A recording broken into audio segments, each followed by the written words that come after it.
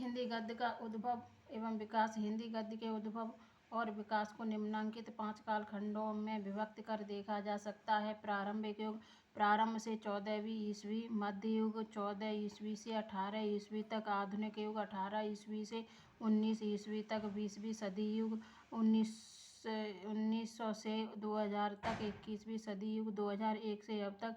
आरंभिक युग, आरंभ से 14 ईस्वी तक।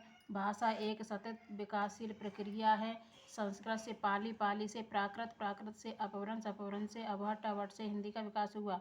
7वीं-8वीं सदी सिद्धोनाथों के साहित्य से हिंदी का आरंभ मानना होगा। सिद्धोनाथों के साहित्य में हिंदी का प्रारंभिक रूप इस प्रकार देखा जा सकता है।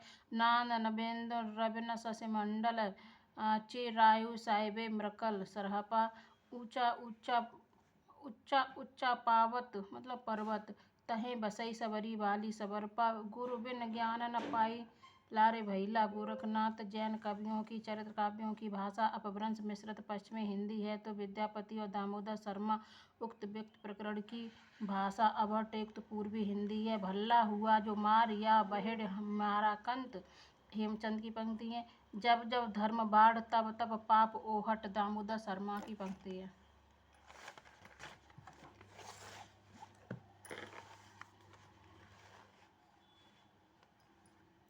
शुद्ध खड़ी बोली के नमूने जिसे हिंदवी कहा जाता है या कहा जाता था, अमीर खुसरो एवं बंदा नवाज गैसुदराज की रचनाओं में प्राप्त होते हैं। एक थाल मोती से भरा, सबके सिर पर औंधा गिरा, चारों ओर वह थाली फिरे, मोती उससे एक न गिरे। अमीर खुसरो। एक भाई, ए भाई सुनो, जे कोई दूध पीवेगा सो तुम्हारी पैरवी करेगा। बंदा नवाज। अमीर खुसरो या अब्दुल हसन आदिकाल में खड़ी बोली को काव्य भाषा बनाने वाले प्रथम कवि थे। प्राकृत पेंगलम में अनेक कवियों के छंद पिंगल भाषा में संकलित हैं। इसमें ब्रज भाषा, अवधी, बंगला इत्यादि भाषाओं के पूर्व रूप की झलक प्राप्त होती है। संदेश राशक भी एक ऐसा ही ग्रंथ था। प्रारंभ युग हिंदी बोलियों का अंकुरण काल था। पूर्वी हिंदी से अवधी और मैथिली का उदय हुआ। राजस्थानी से मरु भाषा का उदय हुआ। पिंगल से ब्रज भाषा का उदय हुआ। अमीर खुसरो, बंदा नवाज से खड़ी बोली हिंदी का उदय हुआ। गोरखनाथ और नामदेव से कबीर आदि संतों की सदुक्कड़ी अथवा पंचमेल खिचड़ी का उदय हुआ। मध्य युग 1400 से 1800 ईस्वी तक। मध्य युग ब्रज भाषा का समृद्ध एवं उत्कर्ष काल था। साहित्यिक भाषा के रूप में ब्रज भाषा की प्रतिष्ठा महाकवि सूरदास से जो आरंभ हुई वह रीतकाल में अपनी समृद्धि के उच्चतम शिखर तक पहुंची। मध्य युग में अवधी भाषा का भी जबरदस्त विकास हुआ। सूफियों ने अवधी में सूफी ग्रंथ लिखकर सूफी धर्म का प्रचार किया और तुलसीदास ने रामचरितमानस की रचना अवधी में कर अवधी भाषा को चरमोत्कर्ष पर पहुंचाया। मध्य युग में खड़ी बोली हिंदी का प्रयोग दक्षिण में हुआ जिसे दक्खनी हिंदी कहा गया। सूफी संत ख्वाजा बंदा नवाज गैसुदराज ने दक्खनी हिंदी में चक्की नामा, मेराज नामा और 1437 इत्यादि पुस्तकें लिखी। दक्खनी हिंदी कविता का शीर्ष पर पहुंचाने वाले कवि मुल्ला वजही ने कुतुब मस्तरी 1609, सबरस 1635 पुस्तकें लिखी। सबरस उष्णोदिल ग्रंथ पर आधारित है। मैथिली गद्य का प्रारंभ 14वीं शताब्दी से हुआ। ज्योतिरीश्वर ठाकुर कृत वर्ण रत्नाकर सबसे प्राचीन आदि ग्रंथ है। ब्रजभाषा गद्य के प्रथम लेखक कहे जाने वाले गोरखनाथ जो 13वीं शताब्दी के हैं की कोई प्रमाणिक रचना नहीं मिलती है। 16वीं सदी में ब्रजभाषा में वल्लभ संप्रदाय के आचार्य विट्ठलनाथ ने श्रृंगार रसमंडल नामक ग्रंथ गद्य में लिखा। ब्रजभाषा में मौलिक गद्य लिखने वाले लेखक महाराज विश्वनाथ सिंह हैं जिन्होंने आनंद रघुनंदन लिखा। खड़ी बोली गद्य छंद वर्णन की महिमा ये गंग कवि का है। 16वीं सदी से माना जाता है और रामचंद्र शुक्ल और ताराचंद ने भी छंद वर्णन की महिमा को माना। 18वीं सदी में भाषा योग वासिष्ठ जो रामप्रसाद निरंजनी की है में गद्य अपने परिष्कृत रूप में दिखाई पड़ता है। मिश्र बंधुओं के अनुसार ब्रज भाषा का हिंदी कविता में सर्वप्रथम प्रयोग सारंगधर ने किया। आधुनिक काल 1800 ईस्वी से 1900 ईस्वी तक। 4 निम्न निम्न चार पक्षों का महत्वपूर्ण योगदान था। ईसाई मिशनरियों का योगदान, फोर्ट विलियम कॉलेज, अन्य शिक्षण संस्थाओं का योगदान, धार्मिक पुनर्जागरण से जुड़ी संस्थाओं का योगदान, भारतीय नियोग का योगदान। भारत में हुए सांस्कृतिक जागरण, धार्मिक तथा सामाजिक सुधार से संबंधित प्रमुख संस्थाएं: ब्रह्म समाज 1828, राजा राम मोहन राय तत्वबोधिनी सभा 1839, देवेंद्र नाथ ठाकुर प्रार्थना समाज 1867, केशव चंद्र सेन के सहयोग से राणा डे, आत्माराम और देवेंद्र नाथ, वेद समाज 1867, केशव चंद्र सेन, सत्यशोधक समाज 1873, ज्योतिबाई फूले, आर्य समाज 1875, दयानंद सरस्वती थियोसोफिकल सोसाइटी 1882, ब्लाटवस्की एवं colonel Olcott Ramakrishna mission 1897, Swami Vivekananda.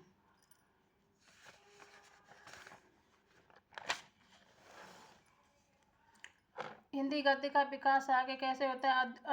यह है अद्योतन सूरी ने 778 ईस्वी में कुवलयमाला नामक एक गद्य की रचना की। इसमें 7 कलचुरी वंश की नायिकाओं का वर्णन है। राउलवेल, ये 10वीं 11वीं शताब्दी के आसपास रोड़ा कवि ने राउलवेल नामक एक ग्रंथ की रचना की। राउलवेल एक शिलांकृत है। हिंदी साहित्य में नक्शे वर्णन की श्रृंगार परंपरा का आरंभ राउलवेल से माना जाता है। राउलवेल में हिंदी की 7 बोलियों के शब्द मिलते हैं, जिनमें राजस्थानी प्रधान है। कलचुरी वंश की 7 नायिकाओं का वर्णन मिलता है। उक्त व्यक्ति प्रकरण 12वीं शताब्दी दामोदर शर्मा का है। उक्त व्यक्ति प्रकरण हिंदी का प्रथम आदि ग्रंथ है। दामोदर शर्मा गोविंद चंद के सभा पंडित थे। उक्त व्यक्ति प्रकरण एक व्याकरण ग्रंथ है। डॉक्टर हजारी प्रसाद द्विवेदी और डॉक्टर मोती चंद ने उक्त व्यक्ति प्रकरण को एक अत्यंत महत्वपूर्ण ग्रंथ माना। पहले इसका नाम उक्त व्यक्ति था।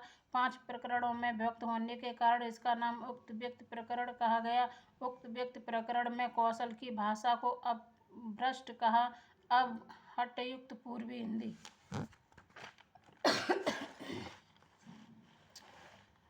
वर्ण रत्नाकर 14वीं शताब्दी ज्योतिरीश्वर ठाकुर का है। वर्ण रत्नाकर मैथिली का आदि ग्रंथ माना जाता है। वर्ण रत्नाकर एक कोश ग्रंथ है। इसकी रचना राजकुमारों को क्षेत्रीय ज्ञान कराने के लिए कराया गया। सुनीत कुमार चटर्जी और भहुआ मिश्र ने वर्ण रत्नाकर को एशियाटिक सोसाइटी से प्रकाशित करवाया था। आचार्य शुक्ल के अनुसार ब्रजभाषा गद्य का सर्वप्रथम प्रयोग गोरखपंथी योगियों ने संवत 1400 ईस्वी के आसपास किया। वर्ण रत्नाकर का ढांचा विश्वकोशात्मक है। वर्ण रत्नाकर में 8 कल्लोल है: नगर वर्णन, नायिका वर्णन और आख्यान वर्णन, ऋतु वर्णन, प्रणायक वर्णन, भट्टार वर्णन, शमशान वर्णन, अपूर्ण। वस्तुतः हिंदी गद्य की क्रमबद्ध इतिहास 19वीं शताब्दी से आरंभ होता है। राजस्थानी गद्य, ब्रजभाषा गद्य, खड़ी बोली गद्य। हिंदी गद्य के तीनों रूपों में राजस्थानी गद्य प्राचीनतम माना जाता है। राजस्थानी गद्य का सूत्रपात 10वीं शताब्दी से हुआ। राजस्थानी गद्य की रचनाएं व लेखक: धनपाल कथा 14वीं शताब्दी, तत्व विचार 14वीं शताब्दी, पृथ्वी चंद्र चरित्र या बाघ विलास 1421, माणिक चंद्र सूर्य, पंचाख्यान और 1847 ईस्वी फतेहराम बैरागी का है। आचार्य रामचंद्र शुक्ल ने ब्रजभाषा गद्य का सूत्रपात संवत 1400 या 1343 ईस्वी से माना है।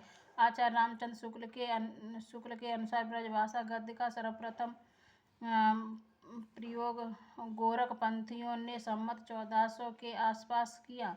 डॉक्टर वीरेंद्र नाथ गुप्त ने पृथ्वीराज रासो में वचन का शीर्षक से उपलब्ध गद्य को ब्रजभाषा गद्य का प्राचीनतम रूप माना। श्रृंगार रस मंडन विट्ठलनाथ का है, ये ब्रजभाषा गद्य में है। यमनाष्टक नवरत्न सटीक विट्ठलनाथ का है, ब्रजभाषा में है। 252 वैष्णव की वार्ता, 84 वैष्णव की वार्ता गोकुलनाथ का है। अष्टयाम 1660 नाभादास का, ये भी ब्रजभाषा में है। ओरछा नरेश महाराज जसवंत सिंह के आश्रित वैकुंठ मठ शुक्ल ने संवत 1680 के आसपास ब्रजभाषा गद्य में अगहन महात्म्य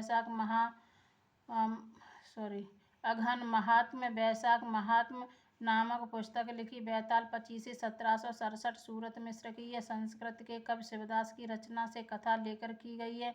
इसका खड़ी बोली में अनुवाद मजहर अली के साथ लल्लू लाल ने किया। बैताल 25 1800 1801 की है, जो बैताल पचीसी नाम से किया था, ये 1801 की है। आईने अकबरी की भाषा वचन का 1795 ईस्वी डॉक्टर हीरा लाल की है। सेवक चरित्र 1779 ईस्वी प्रिया दास, ये दानकौर के निवासी थे, इन्होंने की। ये राधा वल्लभ संप्रदाय से संबंधित हैं। सोमवंशन की वंशावली 1828 मणिकलाल ओझा, ये ब्रजभाषा में खड़ी बोली गद्य का आरंभिक रूप दक्षिणी साहित्य में मिलता है। दक्षिण के साहित्यकारों ने अपनी भाषा को हिंदी, हिंदवी, दक्कनी, देलवी, जवान, हिंदुस्तानी आदि कई नामों से पुकारा। दक्कनी हिंदी के संबंध में प्रोफेसर एहतेशाम ने लिखा है, इस भाषा में पंजाबी, हरियाणवी और खड़ी बोली का था। यह ब्रज भाषा के प्रभाव से बची नहीं थी, और सबसे बड़ी बात यह है कि इसमें फारसी, अरबी के अनेक शब्द भी सम्मिलित हो गए थे। इतिहास से पता चलता है कि आरंभ से इन्होंने उसी भाषा से काम चलाया, यहाँ तक कि वह उन्नत करके साहित्य की भाषा बन गई। साहित्यकारों ने इसको हिंदी, कभी जुबान हिंदुस्तानी कहा, कभी दक्कनी कहकर पुकारा। दक्कनी हिंदी को हिंदुस्तानी का विकृत रूप ग्रियर्सन ने कहा।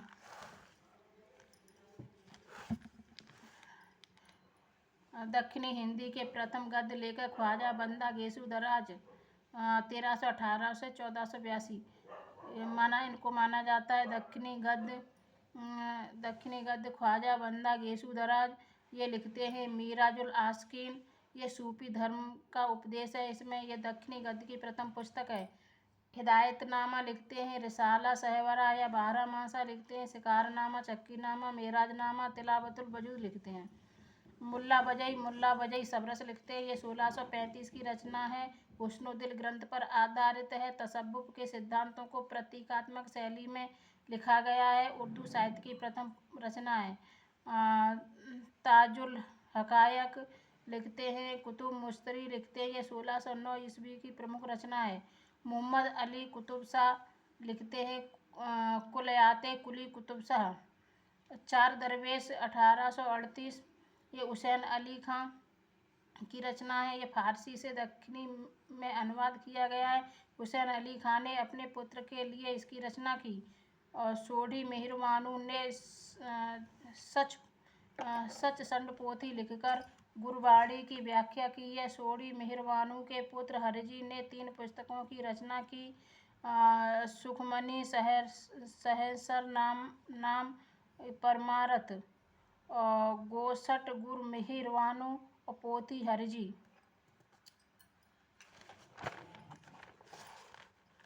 आचार्य रामचंद्र शुक्ल ने खड़ी बोली